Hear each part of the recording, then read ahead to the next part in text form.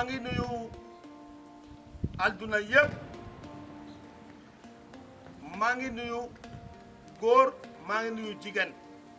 maa ngi nuyu kilifa diine yëpp ci àdduna. Naby Vision. maa ngi nuyu kilifa aada yëpp ci àdduna. man Ablaye Djibo dama ñëw tey pour leer la mbiri yu bari tey parce que jamono bii Sénégal tàng na lool jamono bii àdduna dafa tàng lool l'est l'ouest le nord et le sud yëpp dafa tàng ci àdduna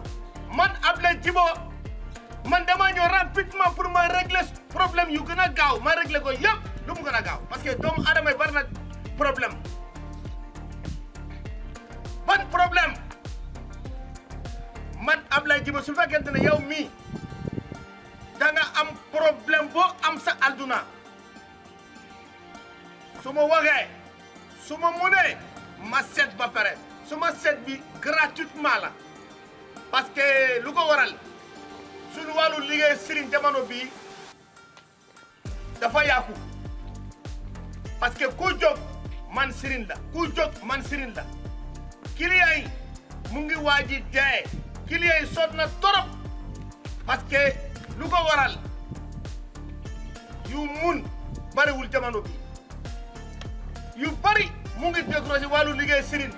lu ko waral parce que maamun ñoo bari suñu liggéey bi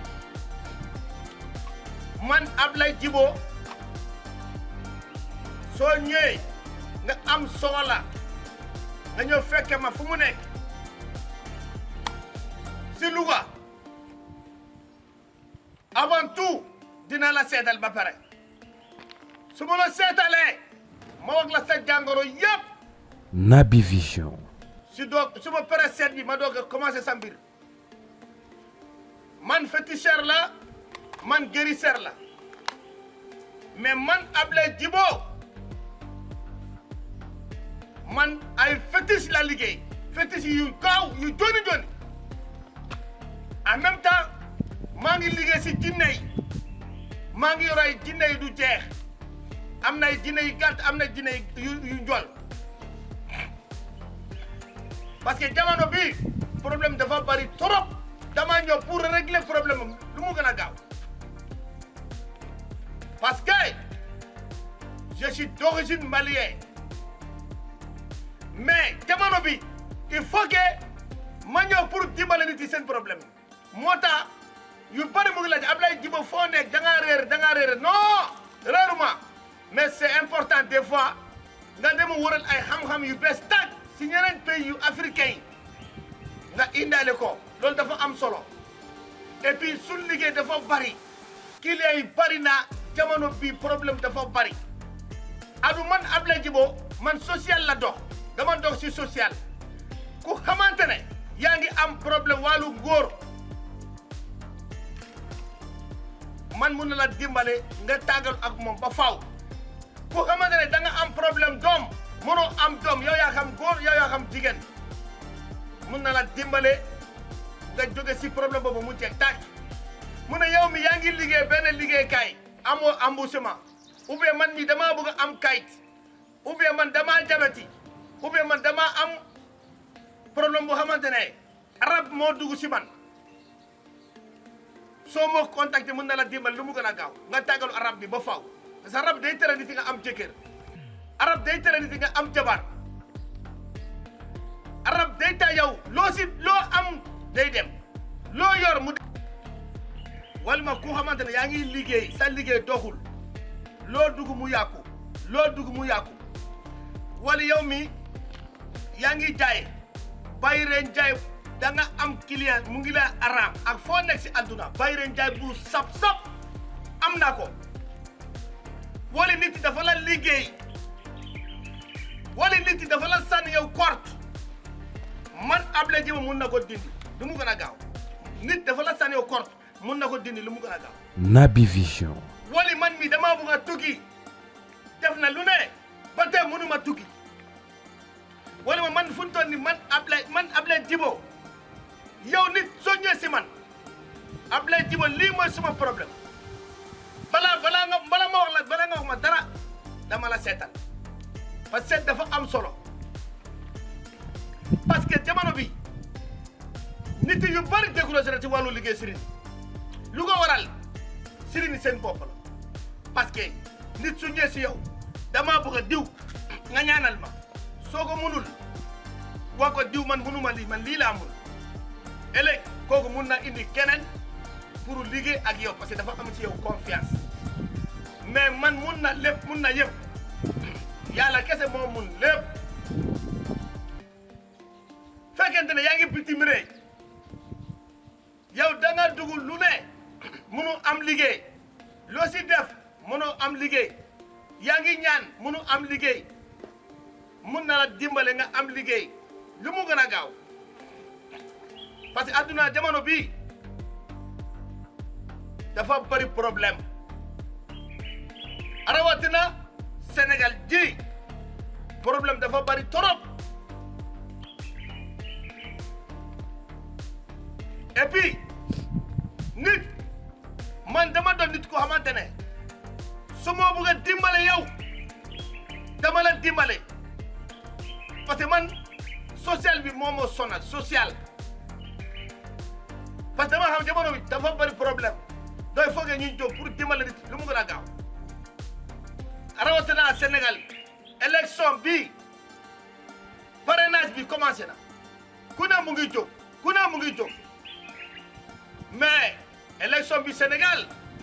dina tàng de dina tàng lool lu tax mu tàng lu ko waral ah il faut que saraga yi ñun leerale nit yi si saraga yi sono du baax de si élection bi jege si dina ko leerale àdduna yëpp sénégalais yëpp si saraga yi parce que man Ablaye Djibo Naby Vision. xam-xam bu ñuul daf ma jaral lu ne parce que dama am soolay doomu adama yi dafa bari yaakante yi bari na ay defkat yi ñaaw dafa bari adu nit jamono bii soo jógul nga dimbale sa njaboot dimbale sa bopp si wàllu mystique parce que on est en Afrique mystique dafa am solo il faut que yow nga aari sa njaboot aari sa bopp en cas parce que jamono bi dafa bari ay def-def wala ku xamante ne sa njaboot bi sa doom bi mongo la mongo wala sa doom bi dafa feebar wala yow sa mbokk dafa feebar wala dafa am feebar xel man Ablaye Djibo mun na la faji ba mu wër képp man ak sama diine dina la faji ba mu wër wala yow mi da nga am ay jafe-jafe si bitim réew yow am nga problème soo jóge si lii nga dugg si lii soo jóge si lii nga dugg si lii man Ablaye Djibo mun na la dimbale wala man mii nit dafa bugg a di ma yàqal sama der am naay liggéey bu am naay ñaani boo xamante su ma la joxee garab boo xamante ne su ma la joxee ku la yàqal sa der wala ku la joo gémminam day tourné ba fii ba noppi fii tant que ñëwagul di la baal ak gémminam du mosoo retourné ñëw wala nit yi mu toog si internet di yàgga sa der di yàgga sa image su ma la jógee garab boobu kooku du mun a am jàmm foog mu ñëw wax la baalu ma ak wala ku xamante ne sa doom day saw si kaw laal bi wala ku xamante ne yow da nga crise di daanu da nga am rab saa boo nit yi mbooloo bari nga daanu wala ku xamante ne sa jëkkër day mooy da nga bëgg mu bàyyi mooy carrément mu toog sa wet jigéen wala ku xamante ne su demee si baar di naan sangara da nga bëgg mu bàyyi sangara carrément sa jëkkër wala sa doom wala sa njaboot mun na la dimbale lu mu gën a gaaw mu bàyyi naan sangara wala ku xamante ne day toog mun na la dimbale nga bàyyi toog bi. Naby Vision. wala ku xamante ne yow mi da nga bëgg am borom kër mënoo ko am à l'âge de 50 ans 45 ans mënoo am borom kër parce que lu ko waral rab bi moo la daal wala liggéey yi bon man mun na la dimbale lu mu gën a gaaw nga tàggal ak loolu wala ku xamante ne yow mi du jubu ak sa borom kër wala ku xamante ne yow ak nit ngeen wax ci projet mariage borom bi nangu ko def ful ak fayda mu tas sa yaakaar yaa xam jigéen yaa xam góor su ma la jàppale lu mu gën a gaaw sëy boobu moom ala kulli xaal da nga dem sëy si mu nekk ko mu ñàkkar ko da nga dem sëy si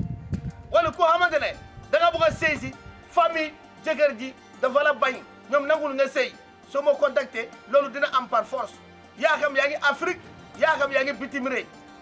wala koo xamante ne amoo jàmm si sa sëy sa mbokki jëkkër yi dafa la sonal wala yow sa jege yi ñoom dafa la sonal si sa sëy bi ñoom bëggul yow nga am jàmm loolu yomb na de xorom bi nit yi nga def ko si soos si soupe wala si soos bi pour añ non loolu yomb na dina la dimbale yëpp dina la bëgg comme ni mu bëgg si lekkam parce que jamono bi yàkkante dafa bari wala man mii maa ngi si liggéeykaay nit yi dafa ma teg bot mënu am jàmm suma wàllu liggéeykaay su ma contacté mën na la dimbale nga tàggal ak loolu wala man mii liggéey dafa nekk suma yaram nit yu bari dama dem sëriñ yu bari découragé man xam nga man Ablaye Djibo man ban nit la soxla client yi sonn di dem si sëriñ di dem si ba ñoom gisul dara billahi wa rasuli dama la ñaan yéen ngeen contacté ma dimbale la ngeen jóge si jafe-jafe yooyu parce que man loolu laa wax man Ablaye Djibo le lieu de Bandiagara man may Ablaye la solution Djibo la solution dama ñëw pour dimbale yéen ci problème parce que àdduna tey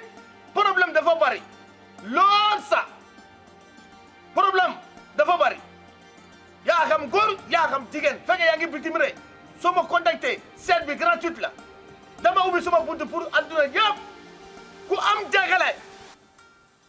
ku am problème ku am jagale su ma wooyee su ma woowul si yow la du si man seet bi gratuite la awa su ma wooyee su ma la seetale ma ñaanal la ñaan bu gaaw am na ñaan bu yéex am na liggéey bu automatique ñaani automatique man Ablaye Djibo maa ngi def ñaani automatique dafal la tey gis ko tey dafal la tey gis ko suba dafal la tey gis ko une semaine dafal la tey gis ko 2 mois wala 1 mois wala ma 2 jours wala 3 jours si yow la des ñaan yëpp la am si xam-xam bu ñuul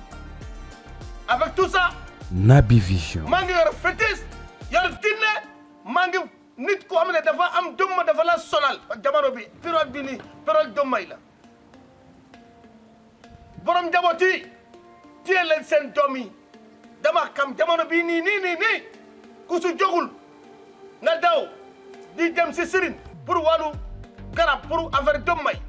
man moom am na cuuraay bu xamante ne su ma la ko joxee nga suuru ko timis dëmm du la jege mukk sa njaboot et puis dëmm day jufur man maa lekka diw man ak diw moo dem lekka diw man Ablaye Djibo am na ñaan boo xamante su ma la ko defal a foo nekk si adduna la su fekkee yaa ngi si ginnaaw Amérique su ma la ko defalee ku la liggéey dina jufur di la wax bu ne diw man maa la liggéey man ak diw moo la liggéey bi fekkee yaa ngi nekk ba États-Unis man maa ngi fii Louga ji maa ngi Afrique su ma la defal la ñaan kooku dina la woo mu ne man maa la liggéey baal ma ak su la deful loolu du am jàmm su la deful loolu day dof wala bu tëdd feebar du am jàmm parce que jamono bi defkat yi yu ñaaw ñoo bari bon man Ablaye Djibo maa ngi defu ñaan bu baax maa ngi defu ñaan bu bon parce que jamono bi su ma la defalee boo nga dem nga gis nga kontaane man lu ma bëgg mooy coloré parce que workat dafa bari mais man kenn du ma wor sëriñ yi dafa bari plus que client yi mais ba léegi aaju yi faji wul nit yi mu ngi sonn da nga dem sëriñ ba sonn mënuma gis dara dem na sëriñ ba diw dem na sëriñ ba tey mënuma am lu ma bëgg sëriñ yi ragal la yàlla sëriñ ngeen xam dee du tàggu kenn alal boobu amul benn njëriñ sëriñ foog nga gom nga xam yàlla benn la yàlla kenn kese la nit su demee si yow fekkee mënoo aju faju aajo libéré ko mu ne demal si beneen sëriñ ñun Maliens yi loolu la ñu xam Mali nit su ñëwee si ak problème ba mu am mun na ko seetal soo ko seetalee yow gis na problème bi nii la mais yow mënoo ko da nga yebal bu dem beneen sëriñ loolu suñ maamu yi loolu lañ mu ngi jàngal ñu si xam-xam bu ñuul Naby Vision mais du ku nekk la yaa ngi defal ñaan mun na seetal nit saa nga ñaanal ko loolu dafa am solo torop adduna ji yëngal na dafa yëngu lool sax Mali Niger élection bi Sénégal élection 2024 bi borom njaboot yi borom famille yi chef de famille bàyyi leen seen xel seen njaboot yi bàyyi leen seen xel seen njaboot yi en même temps maa ngi lancé benn message puune yi seen njaboot yi seen famille ñoom mu ngi bàyyi xel si puune yi parce que élection parrainage bi dafa bëri ay sacrifice nit yi mu ngi def ko di yàq ay deri sëriñ yi yu ko def fekkente ne ñoom bàyyiwu ko man Ablaye Djibo dinaa jël sama fétiche yi ma def leen lu bon parce que yàq deri ay sëriñ yi la doxuma si yëf fi ñàkk fayda su fekkente ne ay Anabino Sy ñoom mënu ko may ñoom jàmm Anabino Sy nit la comme ñun bëgg na ñoom mu may respect si Anabino Sy dafa am solo puune yi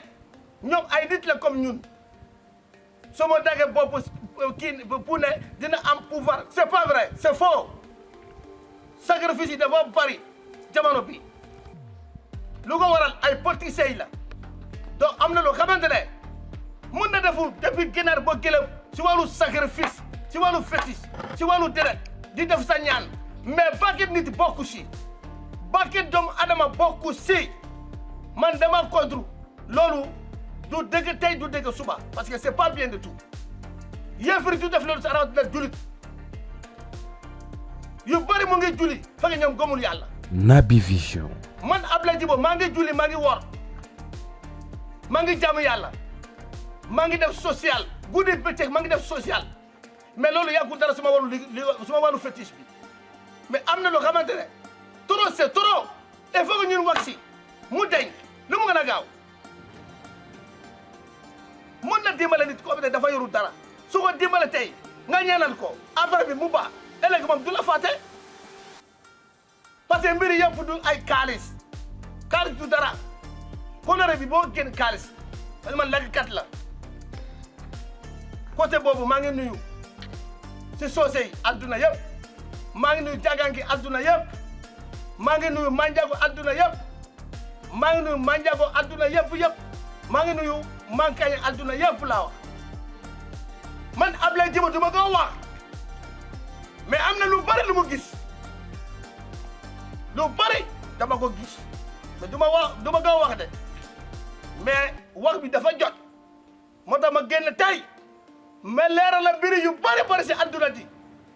parce que pourquoi Serigne yow yaay porte parole Serigne yow yaa gis lu war a ñëw ëllëg Serigne yow yaa war a gis lu war a ñëw nga safaral ko bala mu ñëw dal si njaboot ci jaabur yi loolu dafa am solo jamono bii nii décembre bii dina tàng lool si Sénégal adduna ji yëngal na dafa yëngu lool sax Mali Niger Burkina Faso Assimi Goïta avec les 5 colonels maa ngi nuyu yéen bu baax a baax maa ngi nuyu ñoom bu baax a baax mais su ma wóoree da nga danu suma wàllu liggéey du ay kaalis parce que man maa mënu ñaanal yow nga am kaalis yow mënu ma jox lu ma war a faj suma aaju parce que man social bi moo ma sonal social bi gis naa ko dama seet gis ko année 2023 bi 2023 bi ñun dugg ci 2024 bi dina tàng de dina tàng lool sax lool ci ay borom daraja yi ay nit yu siiw Naby Vision. day tegale parce que jamono bi jinne yi mere na trop ci doomu adama yi parce que lu ko waral ñëw tef lu bon ñoo bari. maa ngi lancé benn message je m'adresse toutes les Sénégalaises les Sénégalais. J'avais un message pour lancer les comités internationaux. Je m'adresse ce message l'opinion français. Je me lance ce message tous les comités diaspora, tous les comités africains. Je m'adresse ce message. Les CPI, je lance ce message, les CPI. Je lance ce message de CEDEAO. Je lance ce message tous les francophones, les pays francophones. Je lance ce message les pays anglophones. Message que je vais lancer, il n'a qu'à adresser à Macky Sall, il n'a qu'à laisser Ousmane Sonko dans les prisons. Prison, ce n'est pas une place de Ousmane Sonko. Ousmane Sonko, c'est une chef de famille. Ousmane Sonko, c'est un homme politique. Ousmane Sonko, c'est un fils de Casamance. Ousmane Sonko, c'est quelqu'un qui est très digne. Il est très digne dans son dignité. Là où il est aujourd'hui, ce n'est pas son place. Parce que il faut qu'on se dise la vérité. Nous les marabouts, nous les féticheurs, des fois s'il y a des choses qui viennent, il faut qu'on dise ça. C'est très important.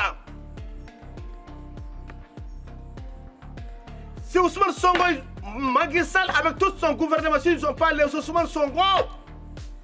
moi je vais libérer Ousmane Sonko avec mon pouvoir qu'ils sont avec moi. Si tu vas attaquer quelqu'un avec les politiques, c'est pas comme ça qu'on fait. Ousmane Sonko, c'est un maire de Casamance. Les Casassins, tout le monde, ils ont derrière Ousmane Sonko. Tous les Sénégalais, les Sénégalaises dans le monde entier, ils ont derrière Ousmane Sonko. Mais or qu'il n'a rien donné à personne. Mais injustice, c'est pas bien du tout. Ça a inversé le pays dans le chaos. Injustice, c'est pas bon du tout. Ousmane Sonko, Macky Sall, je vais lancer un message, il faut libérer Ousmane Sonko immédiatement. Sinon, c'est pas bon pour ton pouvoir. Si les autres marabouts sont prêts pour te dire, moi je vais te dire, Macky, tu es une personne, bien vrai que tu es un président du Sénégal, mais tu es une personne humaine. Je vais revenir si Bambara, si Wolof. Ousmane Sonko, Macky Sall, je vais lancer un message. Naby Vision. Nga déglu ko ak xel, nga bay déglu ak xol. Macky, Ousmane Sonko doomu jàmbur la. Tey yow Macky ku jëli sa benn njaboot tey ku jëli tey Amadou sa doom bi teg ko si place Ousmane Sonko fu mu nekk du la si nekk nit doom bi mooy xol doom bi mooy nawle moo tax soo xalaatee yow am nga njaboot waru def lu ñaaw si njaboot jàmbur loolu du yoon Macky yu bari mu ngi la wëral mais ñoom du la wax dëgg de ñoom mu ngi la nax Macky yoon bi nga jël si mbiri Ousmane Sonko yoon bi baaxul si yow ba ko Ousmane Sonko fils de Casamance Ousmane Sonko député de Casamance Ousmane Sonko maire de Casamance fi nga nekk du sa place nit yi àdduna yëpp africain yëpp ñoo la bëgg Ousmane Sonko sa bopp tant que Ousmane Sonko fu mu nekk génnul foofu Sénégal du musu set du sedd de adu dëgg mu set dama ñaan maa ngi lancé appel kilifa diine yi nekk Sénégal ñoom mu woo Macky Sall wax ak moom mu bàyyi dégg mu ñàkk a dégg ñoom mu wax ak moom si tekki ak taranga soo déggul loolu man mi dina jóg Ousmane Sonko du fren kaso ba man am na pouvoir boobu parce que xam nga lu tax jaay doole baaxul tey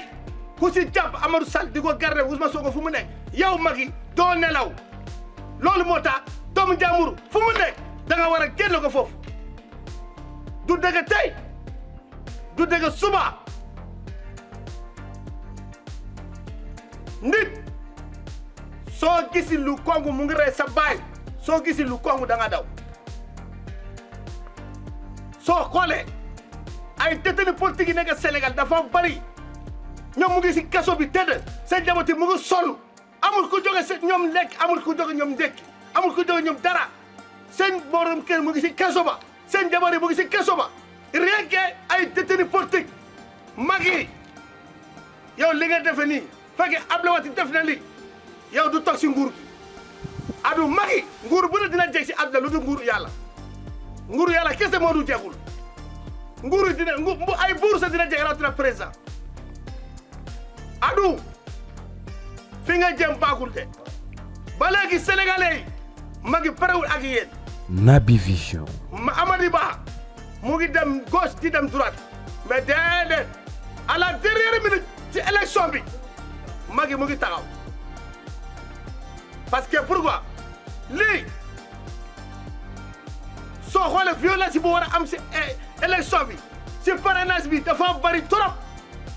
aw ba léegi commencé wu parrainage bi dina bari ay dara ci tur man maa la wax lii Ablaye Djibo man maa la wax lii man du ma gaaw wax mais dama seet mbiri ma xool ko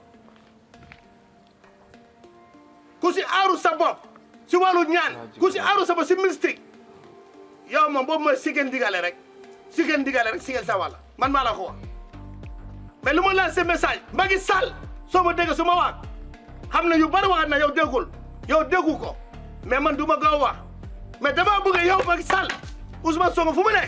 comité international yéen tubaab yi mu ngi gis li kenn nangul wax si Macky parce que lu tax ñoom du wax seen intérêt personnel moo tax tubaab yi du wax tubaabu ay intérêt personnel rek mu ngi soxla ñoom soxla africain dara xoolal Mali tey Mali jël na indépendance Burkina Faso jël na indépendance am Niger jël na indépendance am ñoom mu ngi collaborer bu nga génne xaalis bu bees tàkk seen monnaie personnelle di def croix si CFA jël suñu indépendance loolu dafa am solo nit bu lu topp tubaab amul benn njëriñ ci Afrique ñoom day topp Afrique c'est des ressources kese soo ñoom bëggul Afrique yi dara injustice baaxul jaay doole baaxul Macky jaay doole baaxul dama bëgg nga bàyyi Ousmane Sonko plus rapidement délai su nga bàyyiwul man dinaa dew suma xam Ousmane Sonko mu génne kaso parce que fu mu nekk du place am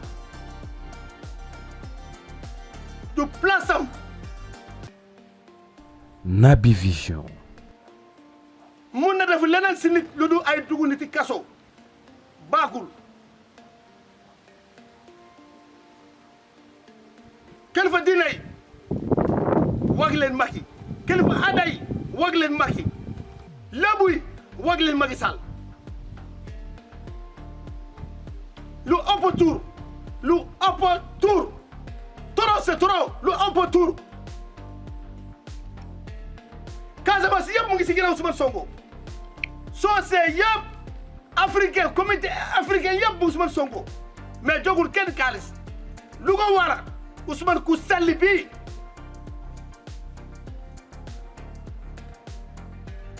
mais li metti na ma suma xol bi su ma ko mettul ma rek dama wax lu ma neex metti na ma si kanam yàlla mais dama ko seetaani lu ma jaral dina ko def su jaralee gëlëm fukki gëlëm ma def ko si su jaralee téeméeri xar ma def ko si su jaralee juróom fukki xar ay nag ma def ko si su jaralee téeméeri béy ma def ko si pour Ousmane Sonko am liberté totale awa dina am ne